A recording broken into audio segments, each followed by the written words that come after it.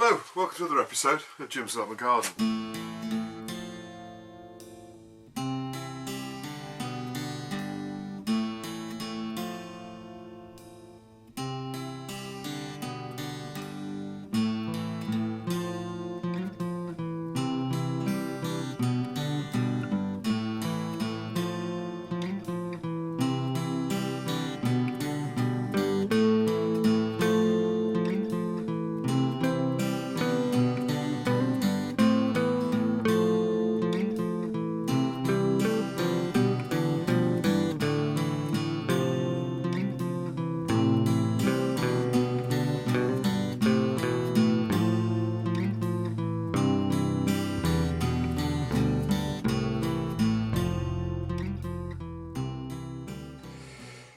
Okay, so quick purchase of the week. These came from Asda, and I've basically got a lavender, quite a nice lavender plant, quite well established. It looks at least sort of 2 years old. A sage plant, which is the reason why I bought them, to be honest, because you know my sage died. I kind of cut it down back end of the year before last, and it didn't really recover from that. So I've got a new sage plant and a thyme plant. Now these were three for £5, so they were £1.66 each. So really, I thought that was a really good purchase. So anyway, that's my purchase of the week. Okay, so I've just cut back all of the dead bits of sticks and stuff from the herb bed. Now I'm just going to put the thyme in at the back here by the roseman, and I'm not going to prepare the ground too much. Herbaceous plants don't like particularly fertile soil.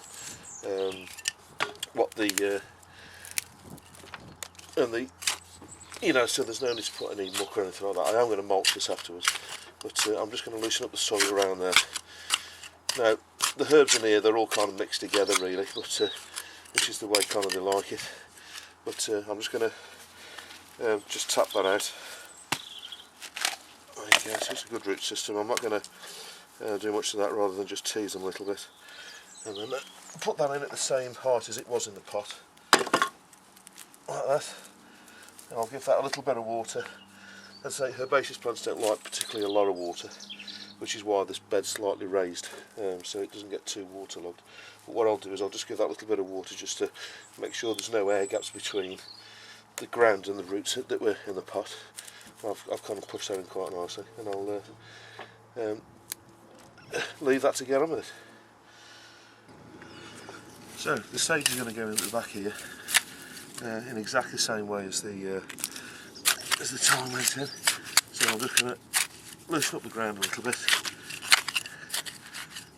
make a hole, and bury that in exactly the same height as it was in the pot. And again, just give that little bit of water, and that'll get off to a good start in just the same way.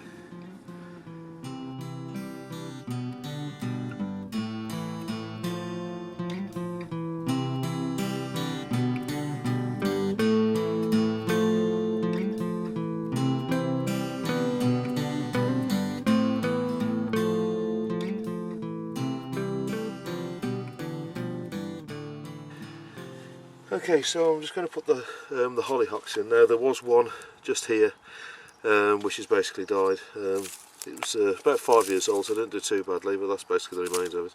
Now these are the new ones that I put in last year, and hollyhocks will always flower on the second year, so you always need to grow them a year in advance of putting them in.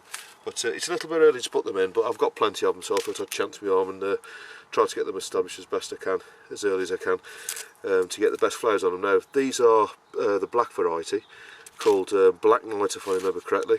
So what I'm going to do is I've just dug the ground over at the back, so that's had a good dig, and what I'm going to do is just put some compost in there just to sweeten the soil up a bit, to make the soil a bit fertile, and then I'll just basically bob them in the ground. So I'll just do that now.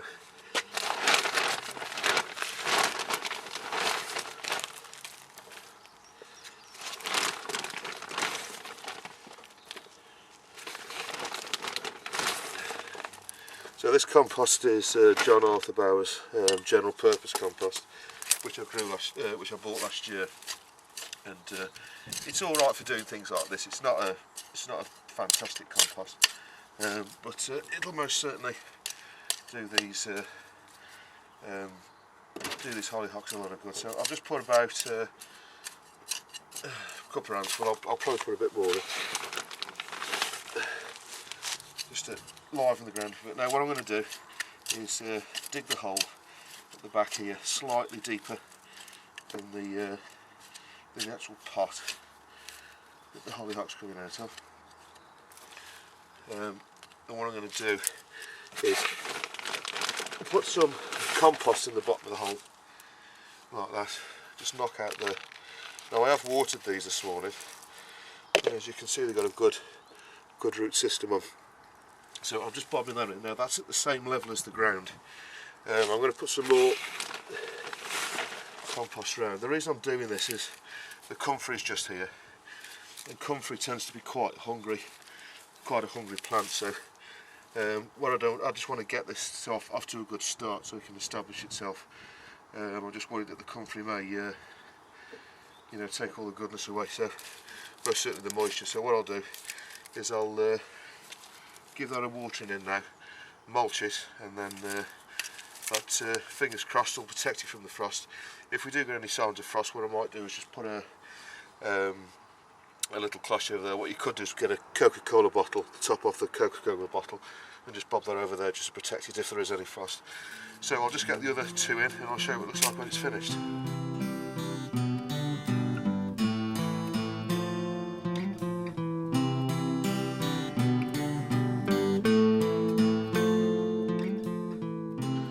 Okay, just a really quick update on the wormery. I've put some veg in just a bit, just to start them off. I don't want to put sort of too much in there, but so they've had a bit of carrot and a bit of swede, so that should get them going. I have drained it off, and as you can see how clear that is compared to, obviously that's what I took off earlier today, compared to that, which is what was taken off last year. You can see there's quite a bit of difference, and obviously it will go paler as the worm activity reduces. So as you can see, the worms are reasonably slow at the minute. But what I'll do is I've just put a bit in, and I'll see how they rattle through that. And if they get through that quite quickly, I'll put some more in. But I'll just start them off with a bit of that. What I will be doing as well is putting a bit of damp paper on the top as well, just to keep them moist, because I've drained all the water out. But that's what the worms look like at the minute. And I've got all of the dahlias in here now. I've potted up all the others. This is the one that I split into half, and what I did is I basically just put two forks between and pulled them apart, and I've put them in there. So that's what the dahlias look like, and they'll be there, and I'll show you how they get on in a couple of weeks' time.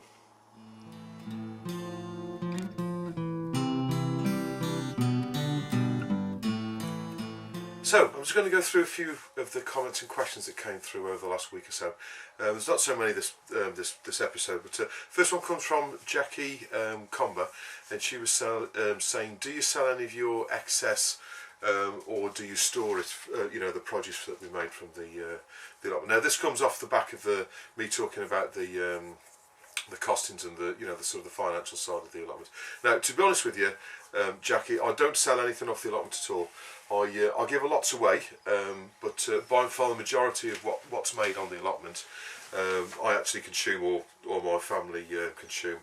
A lot of the vegetables I sort of store, obviously. So the onions, the potatoes, the beans, and stuff like that. The broccoli and the parsnips and all that kind of stuff. We just kind of eat them as we go along. They are sort of plants where you have to crop them all together, so we tend to sort of use them as and when we need them. The strawberries and the raspberries and stuff like that, we eat them off the plants pretty much, as they're ready. We eat them as we're going along. And then tomatoes and stuff like that, all the fruits and that we have in the greenhouse, we kind of eat them as they ripen during the year. So by far the majority, I'd say a good sort of 85–90% of what we produce on the allotment, we eat ourselves. As I've been doing it for quite a few years, I tend to grow what we're going to use, and I also grow successional things as well. So I tend to grow pretty much what I'll need, plus a little bit extra just in case. But I don't tend to grow, I don't tend to get gluts of things, and crops, things like potatoes, onions and stuff like that, I always store them away anyway, so obviously, you know, then you eat them as you're going through. So so no, I don't sell anything, most certainly. Eggs and stuff like that from the chickens, I tend to give them to friends and relatives and that, if we've got too many. And you know, sort of potatoes and onions and that, I also give some of those to family. But apart from that, pretty much we eat what we've you know, eat them ourselves. Next one comes from Brian Hubry. Brian just put a quick comment to say that he also grows gladiator parsnips, and he's had some good success with them, and he spirals them into the ground. Now, I'm not quite sure what you mean by spiral them into the ground. I think what you mean is you put a stake in the ground and then you sort of roll it round, so you get like a cone-shaped hole in the ground. You fill that with compost, and then you know, you sort of put the parsnip plant in there, got all the seed. I think that's what you mean, Brian. If not, drop another comment and I'll clarify that. But yeah, gladiators are a good parsnip, and I have grown them a number of times in the past, and I do get, you know, pretty good results from them.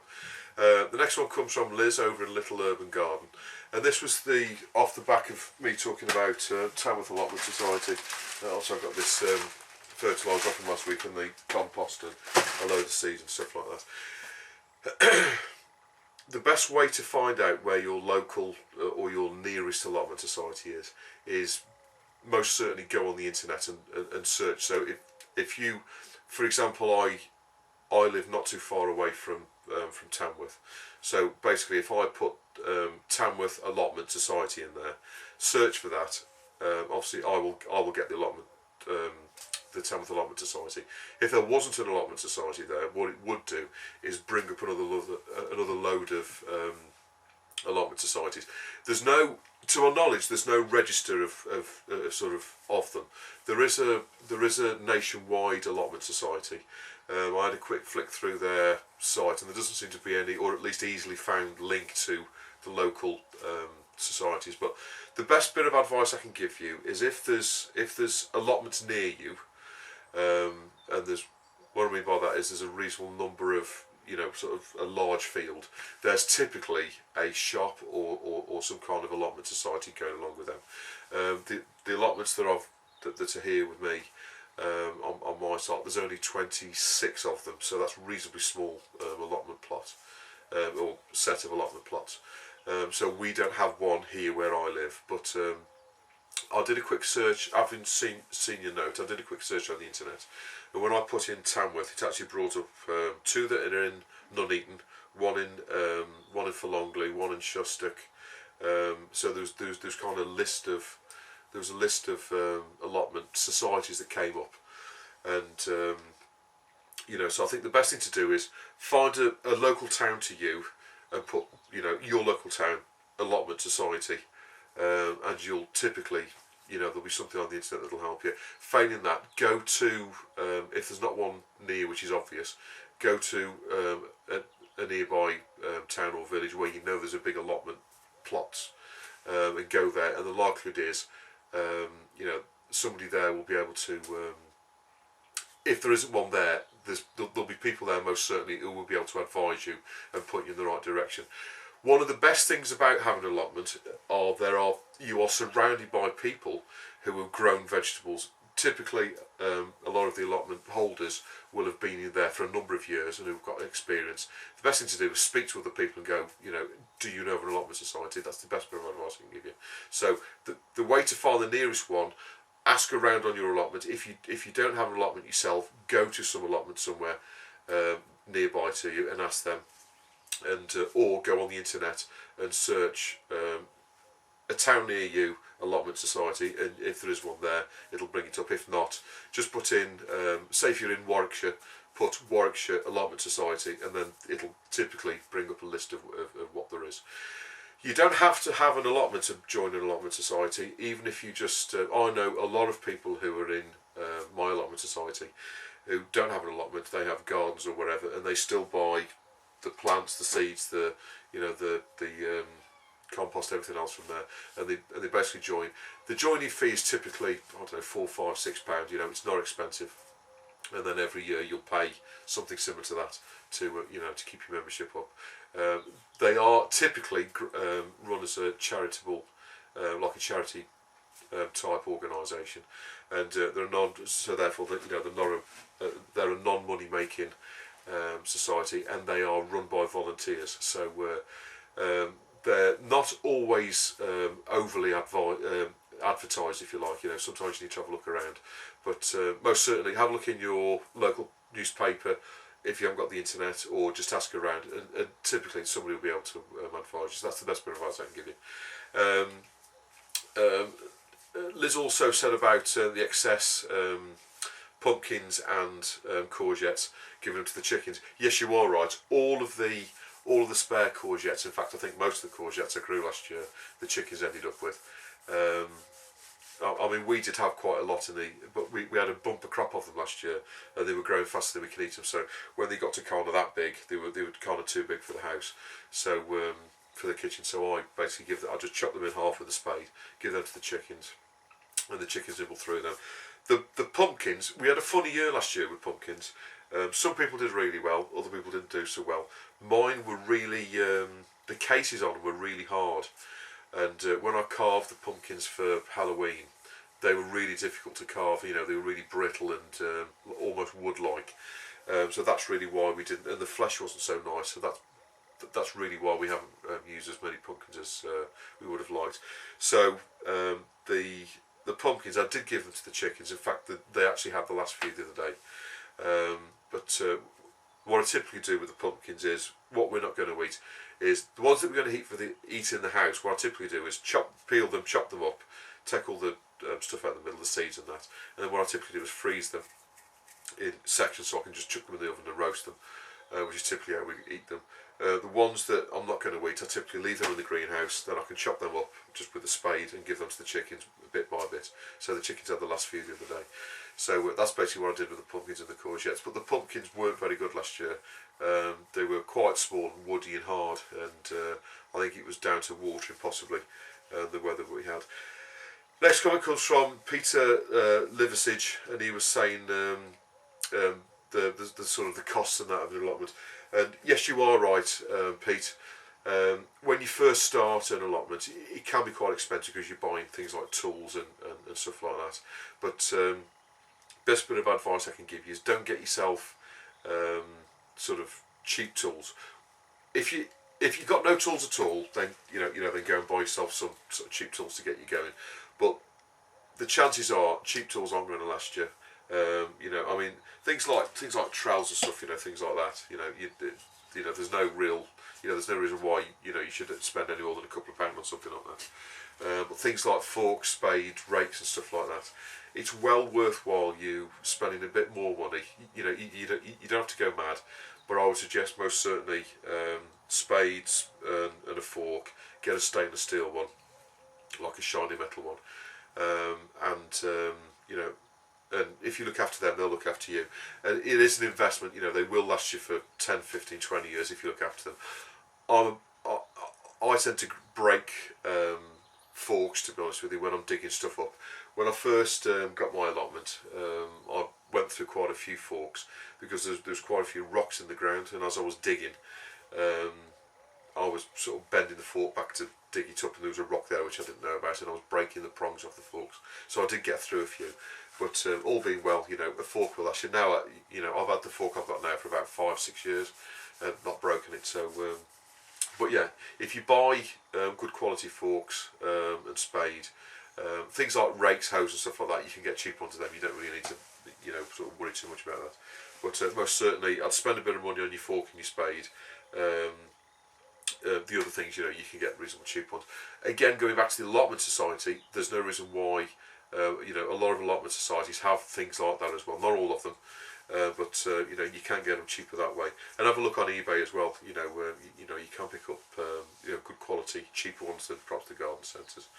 The next one comes from Tina over in the allotments, upcycling, and she was saying she's going to grow kale for the first time this year. And she was saying, what's the best advice that I can give? To be honest with you, Tina, I don't know about you, but I've always found brassicas germinate really easily. What I typically do is get a small tray. Obviously depending on how many you go. Obviously this is just an idea, but a tray like that. If you're growing for the first time, I think you'll grow 4 different varieties as well. So you're not going to want many of each. But if you get a small tray like that, obviously with holes in, put some compost in there. Put the seeds in there. Sprinkle them out. Just a very light covering of compost. Wet them and leave them. Don't overwater them. They'll germinate away, and within brassicas germinate really quickly. Within most certainly a week they'll start to show, and they'll grow quite quickly. As soon as they're kind of an inch and a half high, really what you want to do is split them out and pot them up. You need to pot them into pots like either something like that, which is like a 4-inch pot. You want something at least that big, if not bigger. I typically use the square pots, these pots, because they go together quite easily.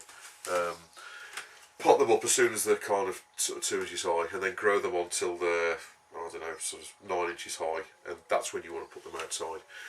You don't want to put them you don't want to sow them until middle of May, I would say. Not much earlier than that. And then you want it to be warm and frost free when you put them out. So I would most certainly say you could potentially, actually with the bean brassicas, you could potentially sow them a little earlier than that, but I wouldn't go too much earlier. The weather that we're having at the minute is quite unusual. It's most certainly warm. We've had, I think we've had the warmest winter since records began, I think. So it is warm, but we could still have a really cold snap yet. We don't know. So I would recommend that you sow them around sort of May time. Beginning to mid-May, and then get them pricked out and growing on in your greenhouse. And as soon as you get to the end of May, get them out into the ground as quick as you can, and sort of grow them on. The reason there's 2 reasons for growing them in the pot. Brassicas grow really quickly when they're young, and they'll soon fill the pot. So within a month, the pot will be full of roots. But the other good thing about it, if you've not grown brassicas before, which I'm pretty sure you have got brassicas before, but obviously clubroot's one concern, and if you've got a pot with compost round the roots, you're less likely to get clubroot. If you're sowing brassicas directly into the ground, you've got more chance of getting clubroot. So I would most certainly grow them inside in a tray. You will get almost 95-100% germination rate, to be honest with you. So don't go mad and put loads of seeds in. You probably only need, I'd put twice as many seeds in as you think you're going to get planted, and then you'll have more than enough. And then pot them up, and then as soon as you get to kind of that high, stick them out in the ground and away you go. That's the best bit of advice I can give you. But I will be doing that in the coming weeks, so watch this space. If anything, I'm probably a bit earlier than most people putting things in like that. So if you watch the videos, obviously just follow suit with what I'm doing. You are further down south, you're down in Essex, so you could potentially get away with doing it earlier than me. You tend to warm up a bit quicker down there than earlier, so to say, than here. So potentially you could potentially put yours in April. Obviously, if you germinated inside, you could go a lot earlier. So it's up to you. But I wouldn't put them out to the ground until sort of back end of May, if I'm being honest with you. Next one comes from Margaret Brown, and she was saying, how do we get on with the Mycorrhizal fungi? And you're right, it is a funny word to spell.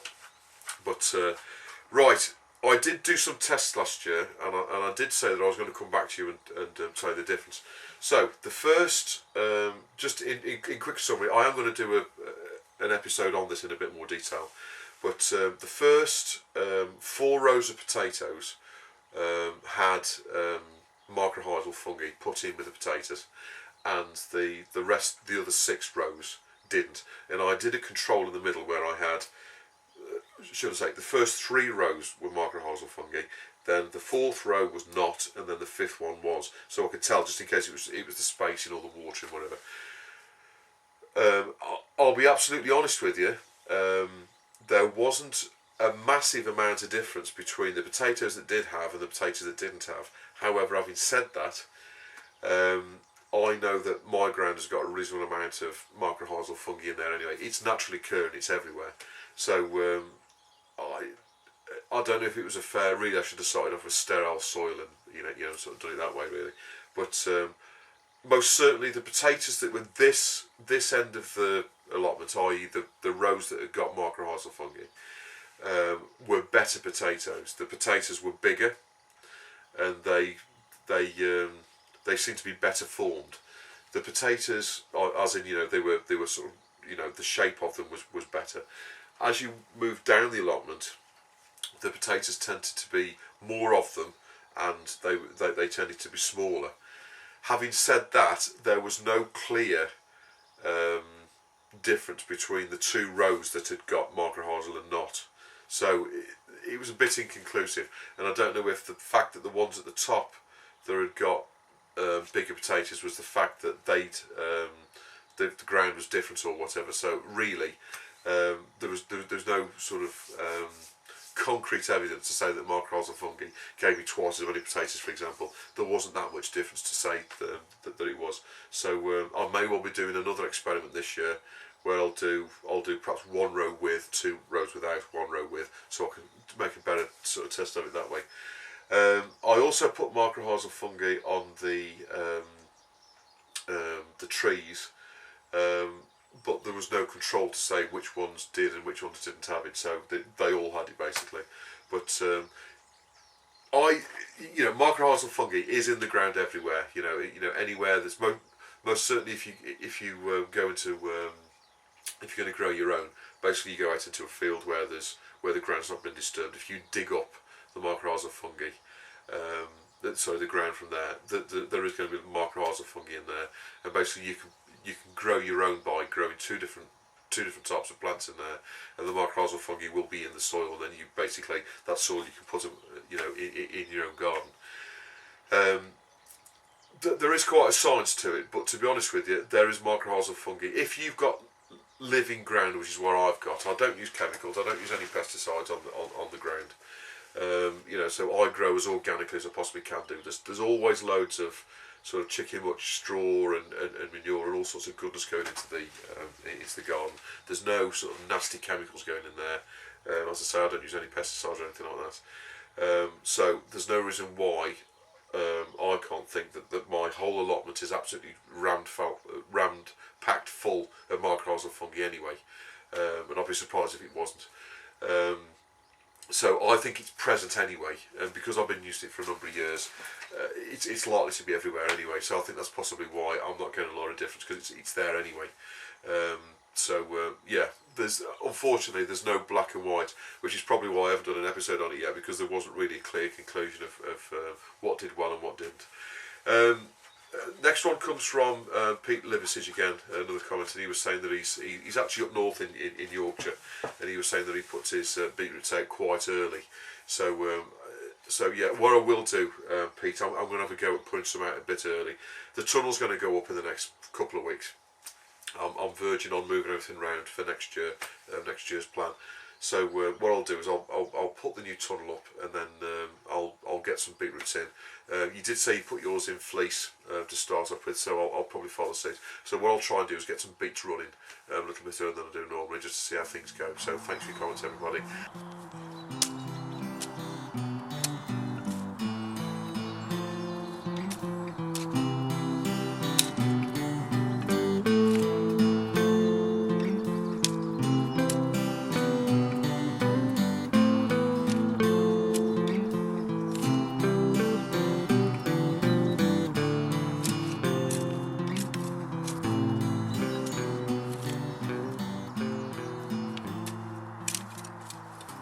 So, I hope this episode has been of some use to you. Please don't hesitate to put any comments or questions you've got below, and I'll always get back to you, and I'll see you on the next episode of Jim's Love Garden.